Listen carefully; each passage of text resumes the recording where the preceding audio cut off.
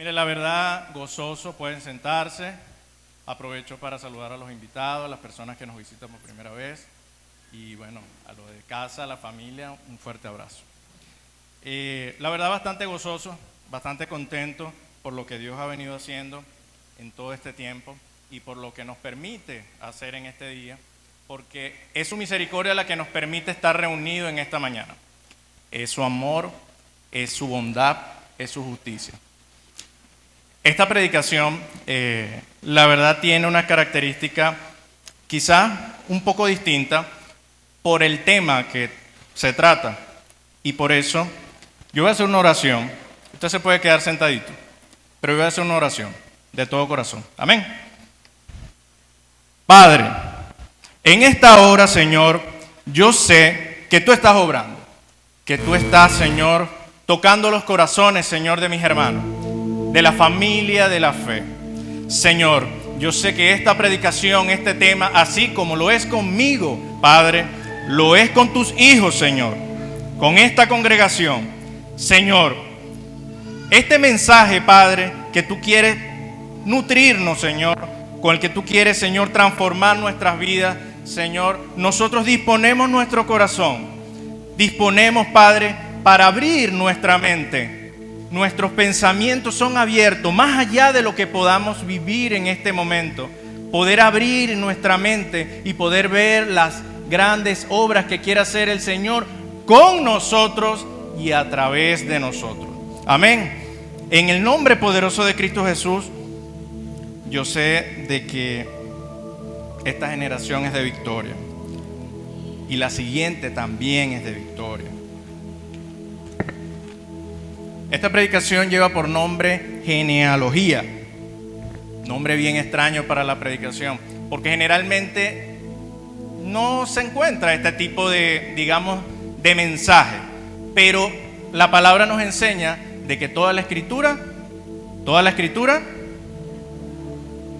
exactamente, toda la escritura nos sirve para la enseñanza, amén. Entonces no podemos quitar estos espacios, quitar esta parte de la escritura diciendo no, es muy larga, no, esto está muy extenso, porque les soy sincero, al principio, como le decía a mi hermanito Eliak, en Génesis 5, Génesis 10, Génesis 11, Mateo 1, son muchas genealogías que nos presentan muchos personajes bíblicos, muchísimos. Pero son necesarios de que nosotros abramos nuestro entendimiento, primeramente por la misericordia de Dios, para entender lo que el Señor nos quiere mostrar a través de estos personajes.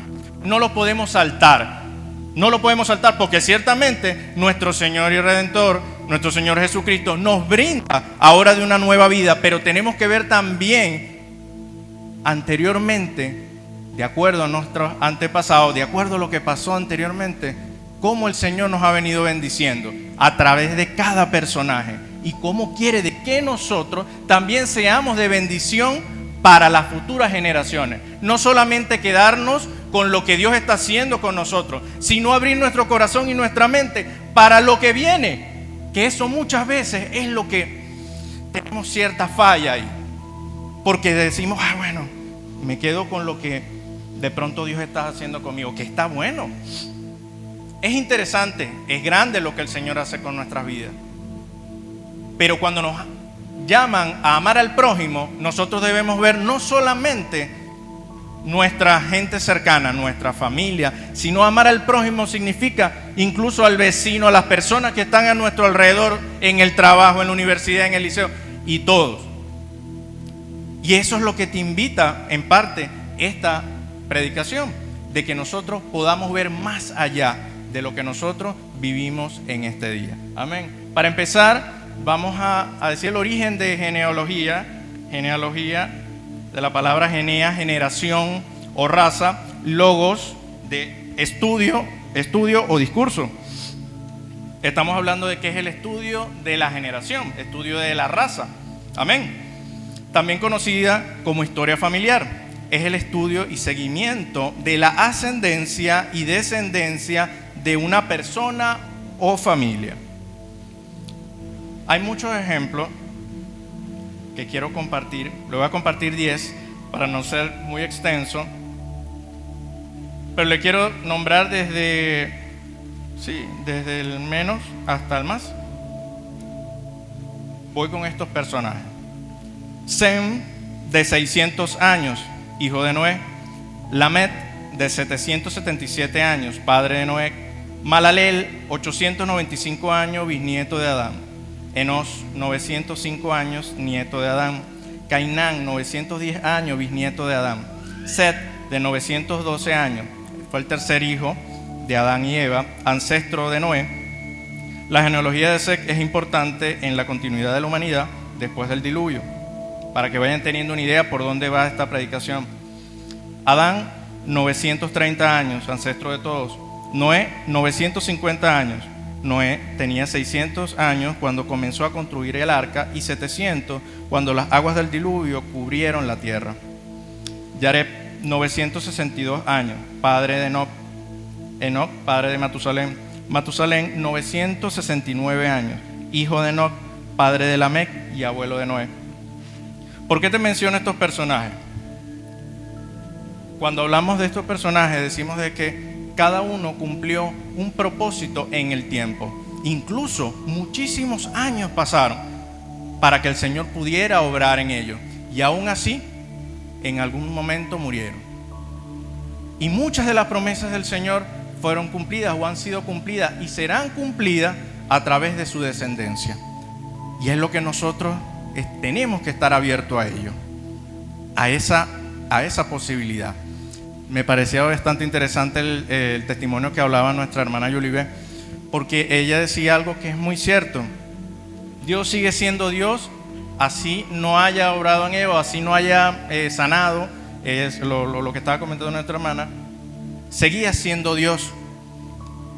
Y me pongo, diría nuestra hermana Carla, nos metemos un poquito en la escena, en la historia, y vemos cómo estos personajes en algún momento, así como nosotros, tuvieron sus anhelos, tuvieron su vivencia, todo ello, pero ¿cómo se habrán sentido al ver de que de pronto en su momento no fueron cumplidas algunas de esas promesas o no veían concretadas esas promesas?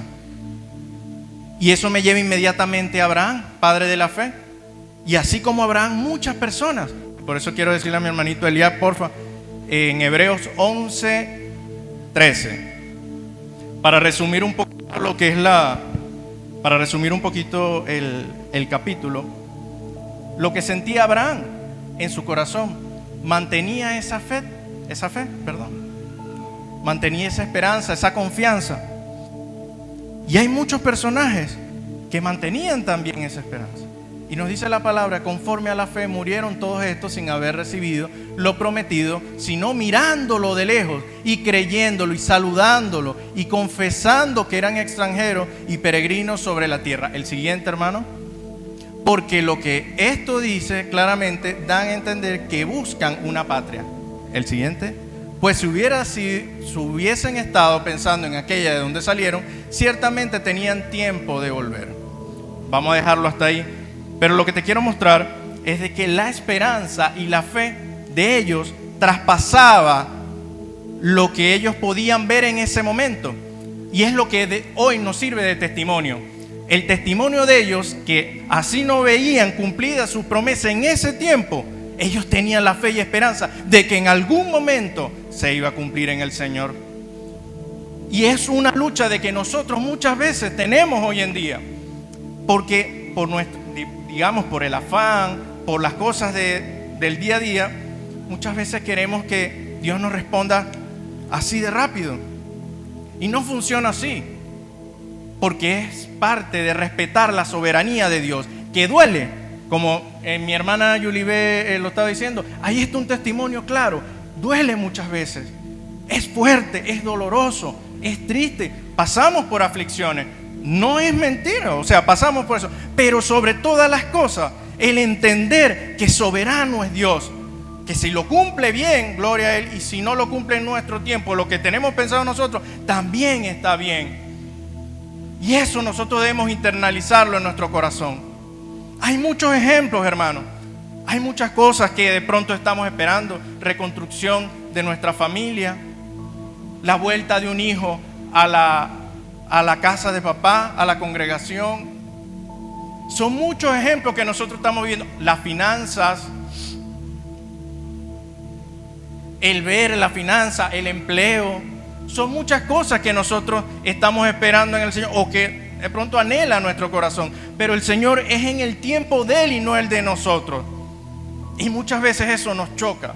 Muchas veces eso, oye, en nuestra carne es difícil aceptar. Pero ¿qué dice la palabra? Por eso es que la fe ahí va rompiendo, tiene que ir rompiendo esa confianza en nuestra vida. El Señor te va moldeando, te va formando, te va diciendo, ya va, es en mi tiempo, no en el tuyo. Es en mi tiempo. Es en mi tiempo donde yo quiero formarte de tal manera, porque yo tengo pensamientos de bien, planes mucho mejor de los que tú puedes tener. Porque quizás tú quieres algo en ese momento, pero no lo estás obteniendo. Pero no es porque el Señor de pronto no quiera bendecirte, no. Al contrario, Él quiere que seas prosperado, quiere que seas bendecido. Pero es de acuerdo a su voluntad. Y eso es lo que muchas veces luchamos contra esto. Muchas veces en nuestra carne, en nuestro pensamiento, tenemos esa lucha con el Señor. Y el Señor en esta mañana te está diciendo, deja tus cargas en mí. Deja tus cargas en mí. Tus tiempos no son mis tiempos. Te amo, hijo. No estás solo. Y tú que me estás escuchando, iglesia, que muchas veces venimos acá a la congregación, tenemos, ¿cómo estás? Bien. ¿Cómo estás? Bien. Muchas veces hay procesos y hay luchas que estamos viviendo en este momento que de pronto no decimos, pero seguimos. Y la idea y la visión, el enfoque tiene que ser seguir buscando del Padre para que Él siga obrando en nuestra vida. Amén.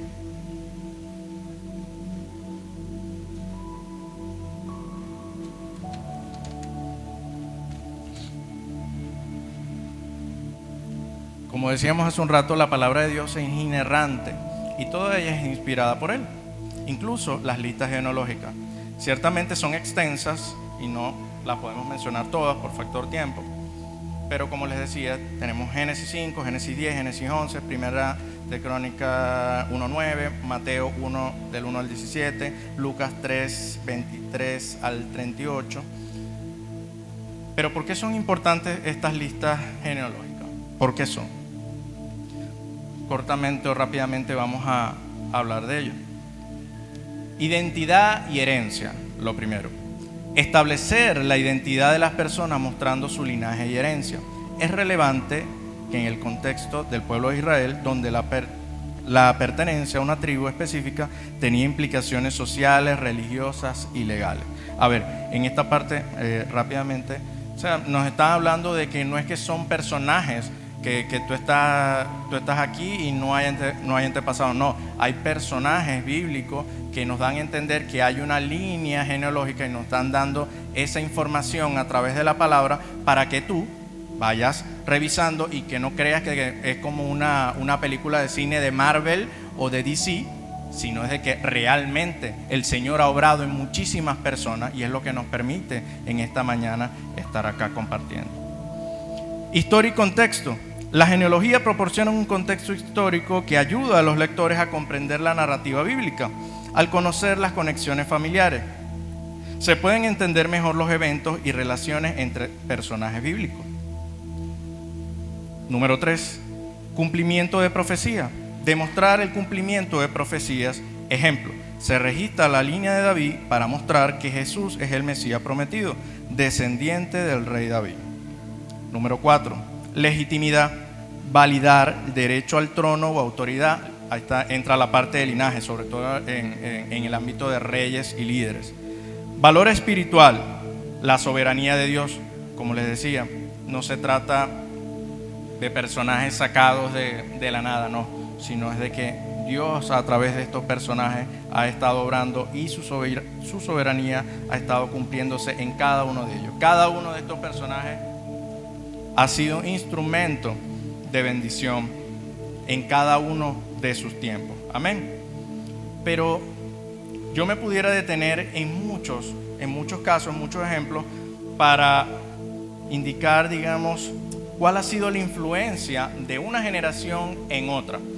Pero hoy te traje algunos pocos y quiero que nos adentremos y que nos sumerjamos en él para poder entender un poquito de la importancia de lo que nosotros podemos transmitir o lo que Dios puede hacer a través de nosotros en otras generaciones. Vayámonos a Números 14. Números 14, 11 al 12, ya, por favor.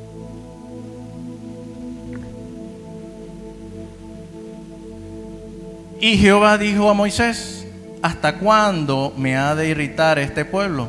¿Hasta cuándo no me creerán con todas las señales que he hecho en medio de ellos? Números 14, 21 al 24, Elías, por favor. Mas tan ciertamente como vivo yo y mi gloria llena toda la tierra, todos los que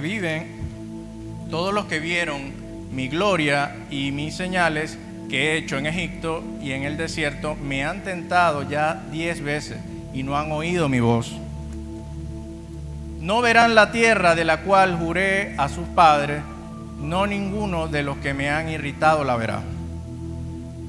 Pero a mi siervo Caleb, por cuanto hubo en él otro espíritu y decidió ir en pos de mí, yo le meteré en la tierra donde entró y su descendencia la tendrá en posesión. Detengámonos ahí un momentico para entrar en el contexto. Venimos de Números 13, donde hay un envío de espías a Canaán, a la tierra prometida, para explorar cómo estaba la tierra. De esa misión, 10 de esos espías dijeron, de pronto hay condiciones, sí, pero hay unos gigantes. Mira, empezaron a ver la situación con otra visión, no como lo que el Señor le había mandado hacer en ese tiempo. Porque el Padre le dice a Moisés para hacer esa exploración, pero es porque tenía un plan de entrar a esta tierra. 2 de ellos, Josué y Caleb, se muestran y dicen, mira, si es posible, vamos a hacerlo, vamos a avanzar, vamos a entrar. ¿Y qué es lo que termina sucediendo? La desobediencia de, en este caso, algunos espías, determina la influencia en una generación. Más los que tenían más de 20 años murieron. Pudieron entrar, eran algunos, los hijos de ellos pudieron entrar. Pero me llama la atención, poderosamente la atención, cómo esa situación, esa desconfianza que pudieron presentar los espías, influyó en el alrededor de las personas, alrededor del pueblo, y de alguna manera mostraron todos desconfianza y empezaron a hablar, mira que no se podía, que me hubiese quedado allá, tal. No. Y presentaron ese corazón, digamos, endurecido y con esa desconfianza del Señor. En cambio, estos dos, y ahí es donde quiero que Eliab me acompañe, por favor, en lo siguiente, Números 14, 29.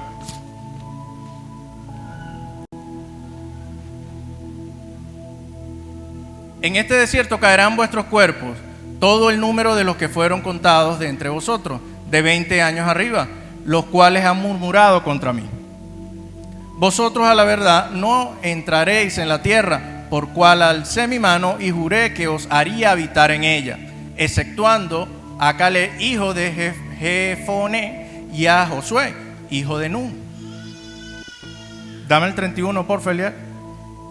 Pero vuestros niños, de los cuales dijiste que serían por presa, yo los introduciré, y ellos conocerán la tierra que vosotros despreciaste. Vamos a dejarlo ahí, pero porfa, acompáñame con Deuteronomio 6:6. ¿Qué es lo que te quiero decir?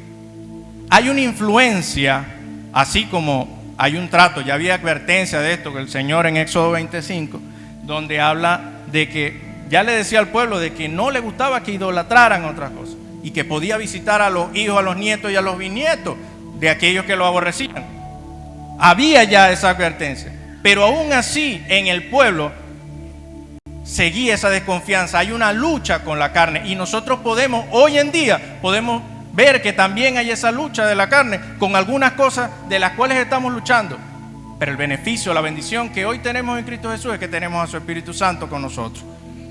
Y es lo que nos guía y es lo que nos permite alejarnos de pecado, alejarnos de las cosas que no nos están edificando. Pero en ese momento, la desconfianza que tenían unos pocos es lo que influía en el pueblo para recibir esa consecuencia. Una consecuencia de que el Señor no quería, porque el Señor le estaba dando esa tierra prometida. Pero esta gente, hubo una desconfianza ahí. Hubo una desconfianza. Pero ¿qué hizo a través de Josué y Caleb? Podían entrar, hay algunos que sí pueden entrar. Entonces yo me traslado a este tiempo y yo lo que te quiero decir es de que a través de la generación de padres aquí presentes, hay bendición en nuestro hijo, más allá que la bendición que yo puedo decir, no, mi hijo, yo lo amo. ¿Cómo yo estoy viendo a nuestro hijo? Porque esa es la mentalidad que nosotros en esta mañana tenemos que abrirnos al Señor. Porque no es solamente la mentalidad de que yo tengo a mi hijo, qué bonito, gloria a Dios. Está bien, sí. Pero cómo el Señor los está viendo como futuro de una generación y cumplimiento del propósito de Él en nuestra vida y en la vida de las próximas generaciones. Esto no termina aquí, iglesia. Esto no termina aquí. Y eso es lo que el Señor quiere decirte en esta mañana. No termina aquí. No se sabe cuándo viene el Señor. No se sabe quién lo sabe. No se sabe, iglesia. Y eso es lo que el Señor te dice en esta mañana. Despierta. Y generación de padres, generación que me incluyo también, porque entiendo mi responsabilidad en el Señor. Porque así mi hija tenga 2 años y medio, yo sé la responsabilidad que tengo en el Señor. Y sé de que ella, primeramente, tiene que haber un grado de instrucción de mi parte. Y el Señor colocará, como dice su palabra, tanto el querer como el hacer. Sí, pero yo no puedo obviar mi tarea como padre. Mi tarea como padre tiene que estar ahí. Yo no me puedo hacer un lado. Yo no me puedo hacer un lado de esto. Hay una descendencia que cuidar. ¿Que tú lo amas mucho? Sí. Que tú quieres que tu hijo crezca y que vaya para la escuela y que vaya para la universidad y que sí, está bien. Pero ¿qué es lo que quiere el Señor con tu descendencia? ¿Qué es lo que quiere el Señor con tus hijos? Eso es lo que tenemos que ver. Porque nosotros recordamos el versículo que dice, nosotros estamos en este mundo, pero no somos de este mundo. Ok, vivamos conforme a nuestro Señor, vivamos en el Espíritu. Sí. Pero cuando nosotros hacemos un recuento de lo que estamos viviendo en nuestro día a día y estamos viviendo diariamente, nosotros tenemos que decir, ¿en verdad yo estoy viviendo para el Señor? ¿En verdad yo estoy compartiéndole de la palabra o yo estoy instruyendo de la manera que el Señor quiere a mis hijos? Ellos están viendo, porque si nos vamos acá, los espías que dijeron, no se puede entrar, no se puede. Había una desconfianza grandísima. Y esas personas que estaban alrededor, ¿qué fue lo que dijeron? Ay, bueno, no se puede. Murieron. Había una desconfianza grande. Y entonces eso me llama poderosamente la atención, porque vemos cómo mi actitud ante el día a día puede influenciar en mi descendencia, en mi generación, en mi hijo. Si mi hijo, porque ciertamente cada uno tiene libre albedrío, cada uno rendirá cuenta. Pero como te digo, nosotros no podemos obviar nuestro trabajo como padre. Y nosotros debemos estar conscientes de que tiene que haber ese grado de instrucción. Amén. Bríndale un fuerte aplauso a Dios.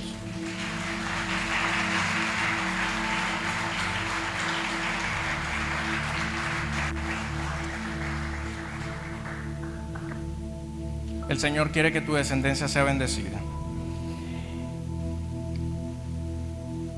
Escuché poquito. Gloria a Dios.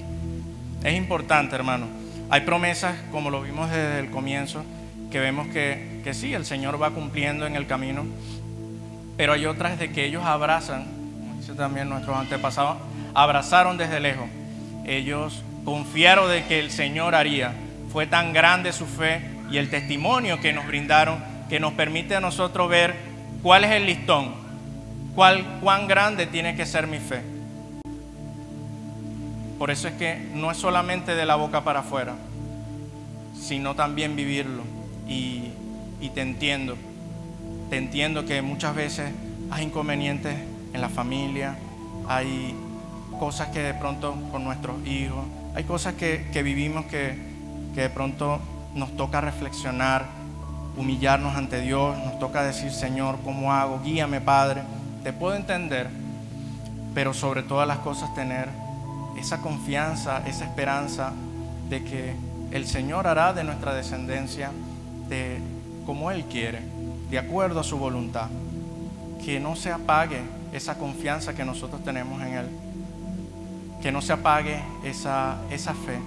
Y es parte de la predicación de esta mañana, que la generación que se va formando, que la generación que está creciendo acá en nuestra congregación, en toda la iglesia, que sea duradera, que sea un legado duradero. Y hablando de legado duradero, te quiero mencionar de algo que la verdad me impactó mucho, o me impacta mucho. ¿Y quién de ustedes estuvo en la predicación de mi hermana María Rebeca? La predicación que mi hermana... Varios hablaron de Jonás. Sabemos de que Jonás es un personaje muy conocido, o sea, por lo que están de la ballena, incluso los niños. Y Jonás tenía ese sentir de no ir a Nínive, de ir a otro lado. ¿Y Nínive? ¿Qué pasó con Nínive después que Jonás predicó? Ustedes que vinieron a la predicación de mi hermana, ¿qué pasó con Nínive? ¿Qué pasó? No los escucho. Un valiente o una valiente. ¿Qué pasó con Nínive? Dígame. Se arrepintieron. ¿Qué pasa con Nínive unas décadas después?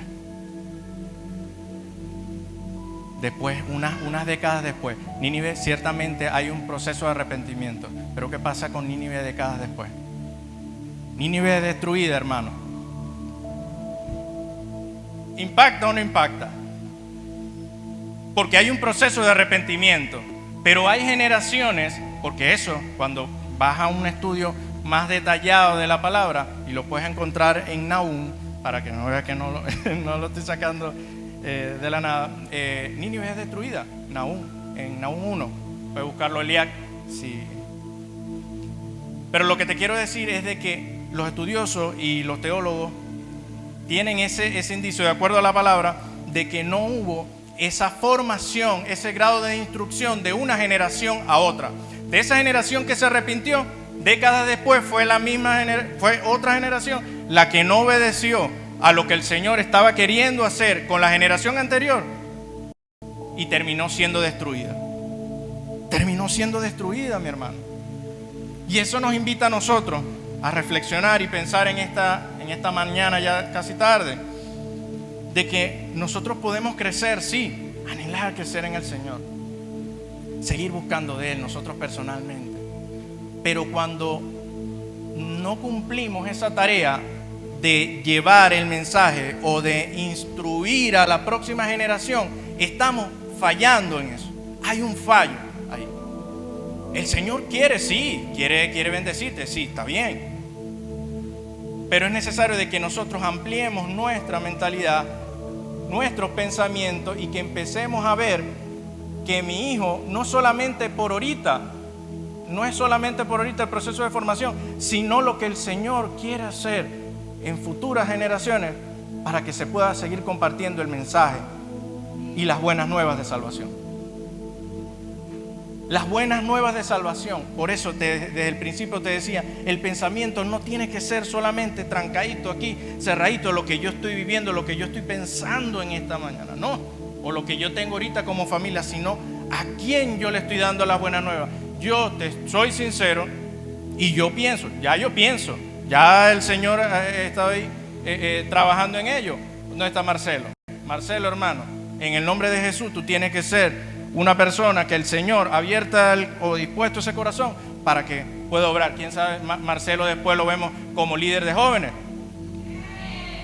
Es así, mi hermano, es así, porque aquí nosotros, mi pensamiento no es que uno se va a anclar como, muchas veces pasa eso, no vamos a hablar de eso, Que muchas veces el pensamiento del liderazgo es de yo anclarme aquí. Ajá, nada, no. La cuestión es de que Marcelo tenga las herramientas para que pueda cumplir ese propósito que el Señor quiere para su vida y quiere en otras generaciones también. Eso es lo que hay que pensar. Ese es nuestro pensamiento. Debe ser nuestro pensamiento. Igualmente aplica para padres, aplica conmigo, con nuestros hijos. Pero aplica también en la parte de la iglesia, liderazgo también. Es la preparación que yo estoy dejando, o esa instrucción, ese equipamiento, esas herramientas que yo estoy dejando a un Marcelo, a una Sofía, a una Yorgeli, a una... Bueno, son muchísimos, los amo mucho. Pero el Señor quiere que ustedes sepan de que son una generación victoriosa y que lo que quiere hacer a través, allá Abraham también se ríe, que son una generación victoriosa, que no están solos, que muchas veces esos pensamientos que quieren venir a su vida en contra de ellos para que desistan, para que flaqueen, eso no viene del Señor. El Señor quiere decirte que te ama, te lo recuerda. Es importante que lo sepas. Es importante que lo sepas cuánto te ama el Señor. Pero no solamente para ahorita, sino lo que Él va a hacer a través de ti. Amén.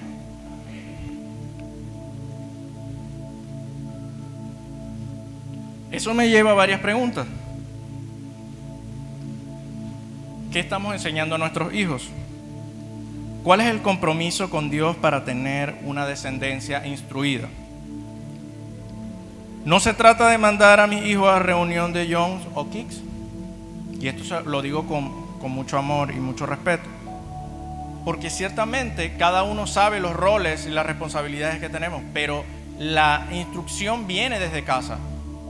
La instrucción viene desde casa. O sea, no es que yo vengo aquí nada más a la congregación y yo en casa no continúo el trabajo. No. Como padre yo debo hacerlo. Como padre yo debo hacerlo.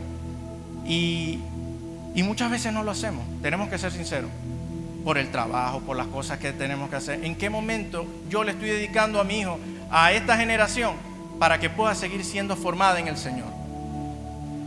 ¿De qué manera yo lo estoy haciendo? Yo estoy viviendo de acuerdo a lo que el Señor me está diciendo. Yo lo estoy viviendo, o sea, yo me tengo que preguntar eso. Yo tengo que reflexionar, yo estoy viviendo de acuerdo a lo que el Señor me está diciendo que haga. En esta parte generacional, porque es una instrucción que nosotros, que el Señor nos da a nosotros, y también nos dice la palabra ahí ese discípulo. Nosotros lo estamos haciendo. ¿De qué manera yo lo estoy haciendo? Esto va más allá, por eso les digo, esto va más allá de lo que nosotros podamos ver con nuestros ojos terrenales. Nosotros debemos ampliar nuestra visión en el Señor y ver lo que el Padre quiere hacer en este tiempo y también en el futuro. Amén. Hay una diferencia entre educar a los jóvenes para la escuela, universidad, que educarlos en los caminos de Dios. ¿Tú sabes qué importante es esto? Yo cuando estaba obviamente, como saben aquí muchísimo, yo no crecí en los caminos de Dios, pero por la misericordia del Padre, me pudo abrazar, me pudo arropar, y le agradezco a Dios por mis padres, porque ellos han sido de bendición para mi vida. Mi papá que está presente, que te amo, papá, le agradezco a Dios por tu vida y lo que has hecho en mí, y mi mamá, y muchos saben que mi mamá partió con el Señor hace unos años, pero de una de las cosas que yo destaco mucho de mi mamá, que me invita a reflexionar, es que fue una mujer que fue así como cuando el hombre consiguió un tesoro escondido. ¿Sabes? Que lo estábamos hablando en el hogar hace poco. Que encontró ese tesoro, encontró esa palabra de Dios. Mi hermana Angelina es testigo de eso. Encontró ese tesoro, agarró y vendió todo y agarró eso. Y fue una tremenda bendición para su vida. Y no solamente para su vida, sino para mí. Y me marcó de tal manera y nos marcó como familia, porque ella tuvo esa firmeza. Dios le permitió tener esa firmeza para empujarnos y para que nosotros pudiésemos estar buscando primeramente del Señor. No fue fácil, porque hay muchas costumbres y muchas cosas que nosotros debemos de despejarnos, que despojarnos. Hay muchas cosas que debemos despojarnos. Y no fue fácil, pero no fue imposible. ¿Y sabes qué? Que yo leyendo a muchos de estos personajes que abrazaron la promesa de lejos, por su fe, yo me veo hoy acá compartiendo este mensaje delante de ustedes y le doy la gloria a Dios porque mi mamá no está. Mi mamá físicamente no está, pero la fe de ella era tan grande que yo veía esa fe, que eso me impactó de tal manera que recuerdo su cara diciéndome prácticamente todos los días, diciéndome: nada ni nadie podrá separarnos del amor de Dios. Nada ni nadie podrá separarnos del amor de Dios. Gloria a Dios.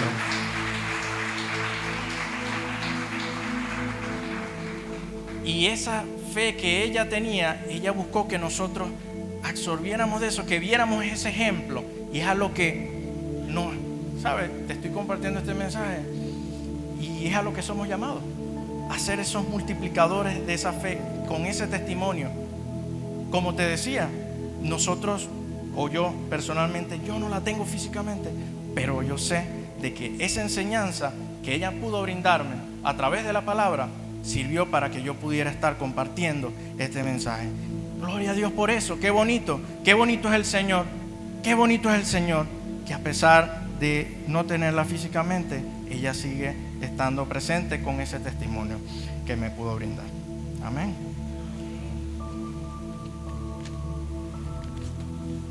Te quiero hablar de otro punto. David y su familia. ¿Quién no sabe acá el pecado que cometió David, que tuvo unas consecuencias fuertes? El pecado de David trajo consecuencias e impacto en su familia. Segunda de Samuel 11, lo pueden ver. El pecado, ya saben de que él mató de alguna manera a Urias y para quedarse con Betsabé, todos lo sabemos acá. Pero él, de ser un siervo que Dios amó muchísimo, tuvo que asumir consecuencias. O sea, no es como que, mira, me olvidé de lo que tú hiciste, sino de que, ok, te amo y ¿sabes? Primeramente por el pacto que tengo contigo, de la descendencia, el linaje que se tendría, Él lo perdona. Él lo perdona. Pero las consecuencias no se hicieron esperar. Y te digo digamos por encima: muerte de su hijo, segunda de Samuel 12:14, conflictos familiares, violación de Tamar, hija de David, por uno de sus hijos, Amnón, la rebelión de Absalón, se rebela contra David para tratar de usurpar el trono, segunda de Samuel 15:18. Y lo que te estoy diciendo es cómo, de alguna manera, Dios nos ama. Dios nos ama así. Pero si tú estás de alguna manera fallando en cosas que, ¿sabes?, que el Señor quiere hacer contigo, el Señor no te las deja pasar.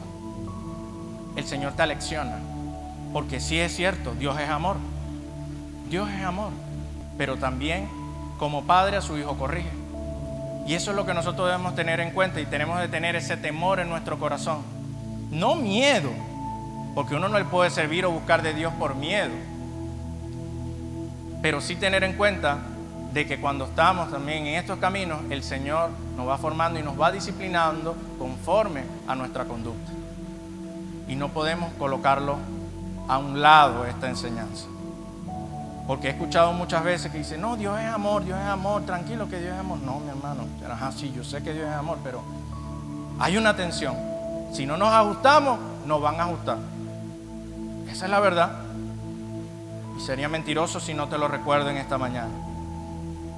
Pero qué bonito cómo el Señor no rompe su pacto. No rompe su pacto y le permite, a través de Salomón, seguir ese reinado, o sea, tener esa herencia que reine. Amén. Y una de las cosas que más me llama la atención de David, como todos sabemos, es su corazón. Es su corazón abierto, dispuesto,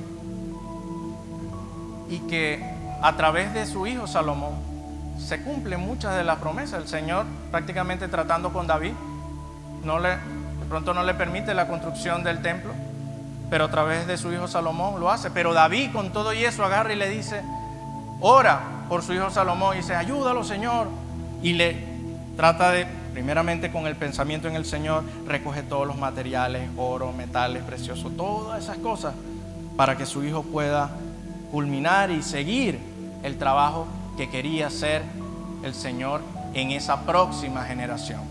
Pero ¿qué pasa con Salomón? Salomón, un hombre instruido que ciertamente cumple esa una de las tareas, pero luego, ¿cómo termina haciendo? Termina desobedeciendo, su corazón se va desviando por muchas cosas que estaba haciendo, y es impresionante porque es un hombre que tenía, dice los estudios, más de 3.000 proverbios él pudo escribir.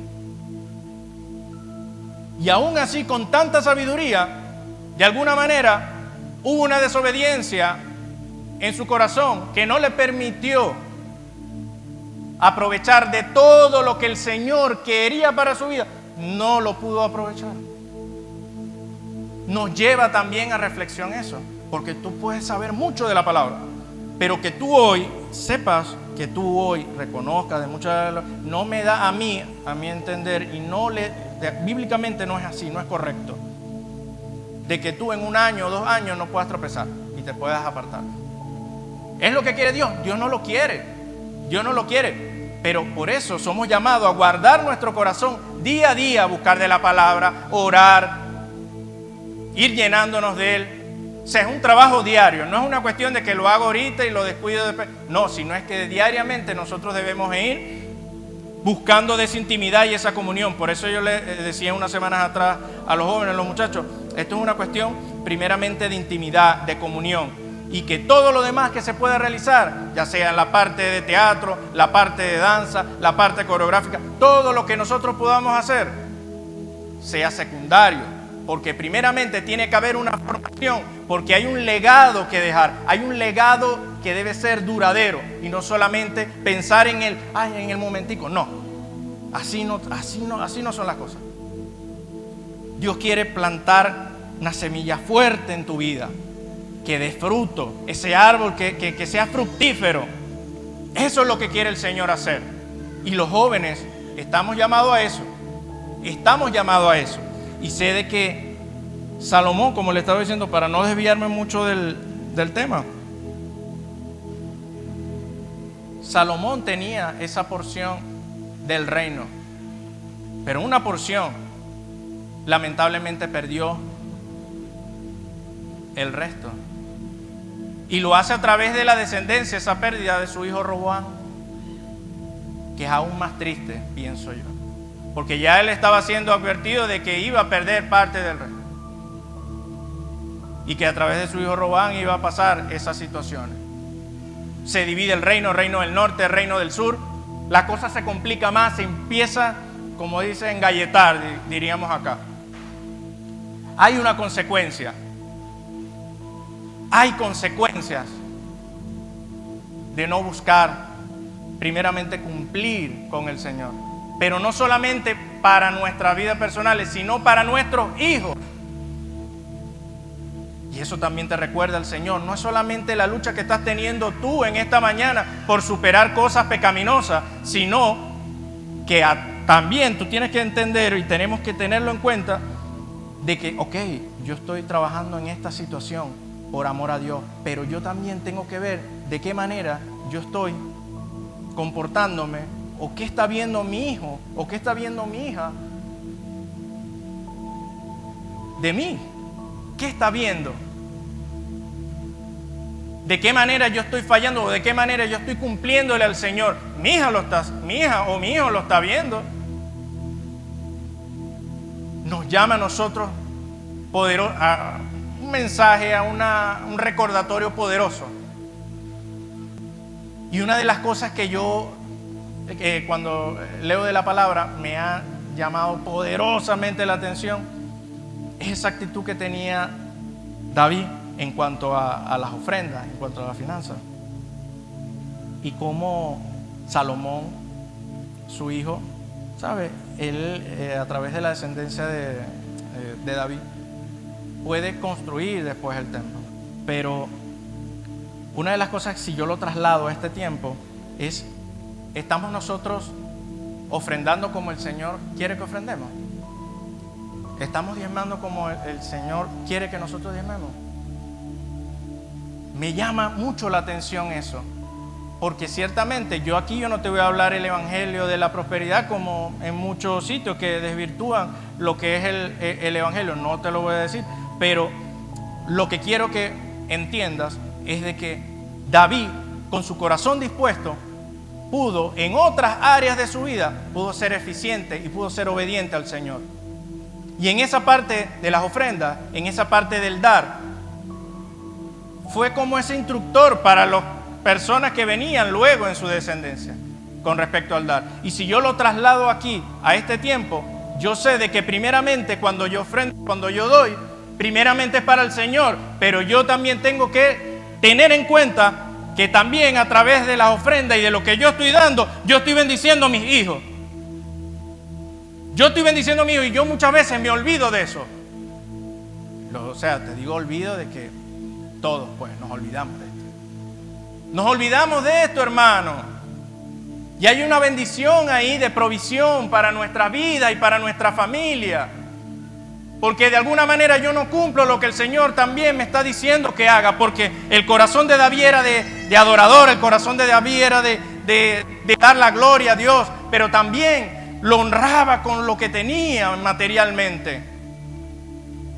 Y es poderoso porque no solamente era de bendición para David, que él se sentía bendecido, sino porque él también sabía de que venía su hijo Salomón y que tenía una tarea que hacer. Y así nosotros estamos en esta mañana, en este día. Debemos recordar que esa bendición que nosotros tenemos, también al dar y al compartir al Padre, nosotros estamos dando también de bendición a nuestra descendencia. David reconocía, y eso es una de las cosas que hay que tener, porque hay que tener en cuenta, David decía: pero si todo esto es tuyo, nada es mío. Nada es mío.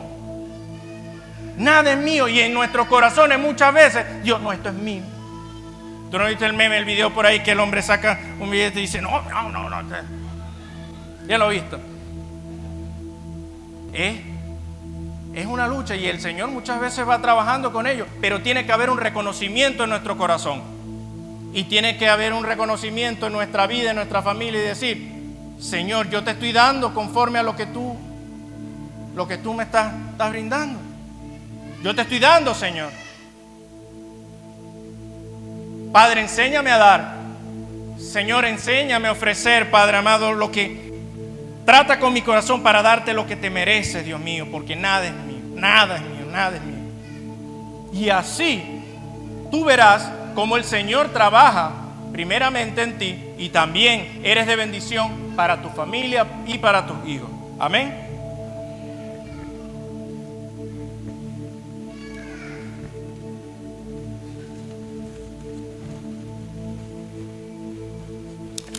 Ya para ir terminando,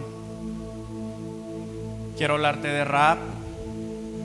Muy poco se habla de Rahab, honestamente. Muy poco se habla de Rahab. Una cananea que permitió o le dio alojamiento a unos de los espías, para en ese proceso de explorar la tierra prometida. Pero lo que más me llama la atención de Rahab es que siendo prostituta y teniendo que vivir lo que seguramente vivió muchas, porque seamos sinceros, de pronto la prostitución es uno de los pecados o una de las cosas que llama mucho la atención cuando dicen, no, que es prostituta o es prostituta, llama mucho la atención. Pero pecado es pecado. Pero cuando hablas de ese tipo de pecado, es como que, ay, no, prostituta, ¿sabes? Pero la mentira, todo eso es pecado. Pero Rahab, teniendo ese, digamos, lo que hacía con su cuerpo, cómo el Señor, a través de ella, forma parte de la genealogía de Jesús. Para empezar, Raab es como un símbolo o es, ¿sabes?, la fachada de lo que no estaba bien, de lo que estaba rechazado, de lo que de pronto es sucio, de lo que de pronto no es importante. Pero la misericordia de Dios la arropa y forma parte de la genealogía de nuestro Señor. Wow, no sé si a ustedes le impacta eso como a mí, pero a mí me impacta muchísimo. Porque muchas veces nosotros rechazamos a la, ¿sabes? Ay, ¿cómo que? Y más bien, tú no sabes de qué manera está obrando el Señor en la vida de estas personas. Y la está llamando, la está teniendo un trato para ver una redención, para que su misericordia la arrope. Y muchas veces nosotros decimos, no, una prostituta, no, esto está haciendo esto. Póngale el nombre que usted, en este caso la prostitución, pero póngale el nombre de otra cosa. No, que este es bebedor, no, que este es alcohólico. Tú no sabes, hermano, no sabes qué el Señor quiere hacer con la vida de estas personas y con su descendencia. Porque qué importante cuando vemos la descendencia de Raab. Raab se casa con Salmón, un israelita, no Salomón, Salmón. Tuvieron un hijo llamado Boz. Boz se casó con Ruth, la moabita, y tuvieron un hijo llamado Obed. Obed fue el padre de Isaí. Isaí fue el padre del rey David. Entonces tú dirás, en nuestra lógica, pero ¿cómo de una persona así, como el Señor viene la genealogía de Jesús? Porque hay una redención de por medio, porque hay una bendición a través de Raab. El Señor nos permite ver de que nosotros no podemos juzgar, no podemos tener esa visión como de que el rechazado o la persona que está ahí, como que no puede, como que el Señor no puede, porque también es una falta de confianza también de nuestra vida, en nuestras vidas, decir no, apartarlo, no. Nosotros no estamos llamados a eso. Nosotros estamos llamados a amar también a esa persona, a instruirla, a ser misericordioso con esa persona. Y eso aplica también para la familia. Y eso aplica también para la familia. Y mire qué importante. Porque muchas veces dicen, no, esta gente, ¿qué va? Ese no tiene vida, ese ya se perdió. ¿Nos manda el Señor a eso? Nos manda. El Señor no nos manda a eso. Tú no sabes de qué manera, por eso te digo, la visión de nosotros no puede ser tan puntual de no ver que a partir de una redención o del trato del Señor a través de un alcohólico o a través de una persona que tenga ahorita trabajo de prostitución, a través de esa persona pueda ser de bendición en unas 2, 3, 4 décadas. Tú no sabes si a través de esa persona puede haber una bendición en futuras generaciones. Ahí está, el ejemplo claro es Raab. Hay una bendición en la descendencia.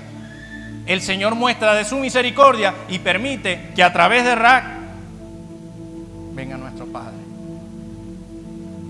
Qué importante, ¿verdad? Gloria a Dios. Bríndale un fuerte aplauso al Señor.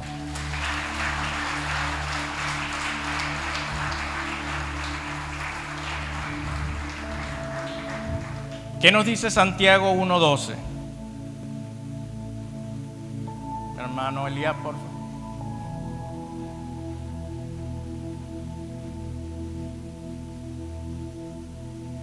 Hermanos míos, tened por sumo gozo cuando os halléis en diversas pruebas. Pásalo, no, es el 1:12. 1:12.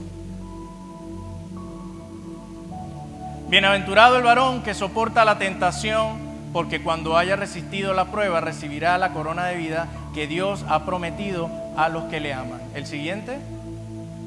Cuando alguno es tentado, no diga que es tentado de parte de Dios, porque Dios no puede ser tentado por el mal, ni Él tienta a nadie. Síguelo. Sino que cada uno es tentado cuando de su propia concupiscencia es atraído y seducido. Entonces la concupiscencia, después de que ha concebido, da a luz el pecado, y el pecado, siendo consumado, da a luz a la muerte. En esta mañana yo te invito a ponerte sobre tus pies.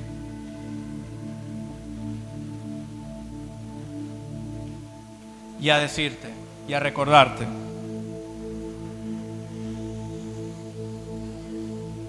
que para el Señor eres valioso, que hay un propósito grande para tu vida y para tu familia, que la descendencia tuya es bendecida y no es de la boca para